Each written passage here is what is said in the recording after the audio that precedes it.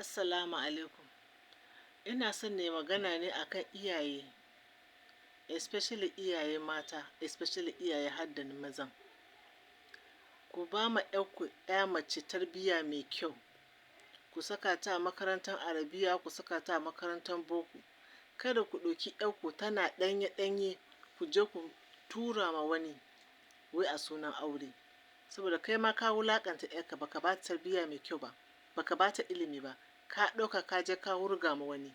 Kai kana ganin cewa shi zai iya ɗaukanta da zuciyan shi ɗaya, bayan kai ma ka fara wulaƙanta ta, ka nuna ita ba ta da amfani a wajenka. Ba ka ba ta tarbiyya, ba ka equip ɗinta ba, ba ka koya mata sana'a ba, sannan ka ɗauke ta ka kai ta wani guri ba a shirye ba. To ta je ne tamkar kamar almajira. Shi ma da ya ɗauka yana ganin ai ya taimake ta rayuwarta ne. Bari tunda iyayenki sun kasa baki abinci, sun kasa baki tarbiyya, sun kasa baki sana'a, to bari ni ma dai kawai in baki abinci. To abin da yake sa mata suke bauta kenan a gidan mazajensu, saboda iyaye ne suka kawo wannan. Ba su nuna muhimmancin ‘ya mace ba. Sun nuna ai mace kawai in lokaci ya yi ko za ta bar gidan shi kenan. ‘Yarka ‘yarka ce. Rayuwar ‘yarka a duniya ko ina take shine rayuwar jin daɗinka kai ma. Tana jin daɗi kai ma kana jin daɗi. In ta wulaƙanta kai ma ka wulaƙanta. Saboda haka idan ka shirya ‘ya mace ta zama cewa ta zama mace, ta iya komai, ta iya sana'a, tana da ilimin Arabiya, tana da ilimin Islama, tana da ilimin boko, to a shirye take. To shi ma wannan mijin ya san cewa wannan matar ba wulaƙantacciya ba ce, a shirye ta shigo gidana. Ko na bar ta yau za ta iya kammala rayuwarta yadda ya kamata.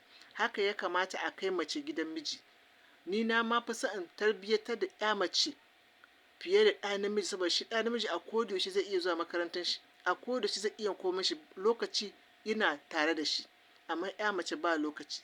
Shi ya sa ‘ya mace ya kamata a ce iyaye su mai da hankali wajen ba ta tarbiyya mai kyau kafin ta shiga hannun wani. Shi wannan ɗin yana ganin yadda aka yi da ita, an ba ta tarbiyya mai kyau, an sa ba abin duk ko yau ya ce ba ya yi, za ta iya tafiyar da rayuwarta. To dole ne ya yi hattara, kuma dole ne ya ba ta wannan darajanta. A bar cewa ilimin mace ba shi da amfani, yana da amfani.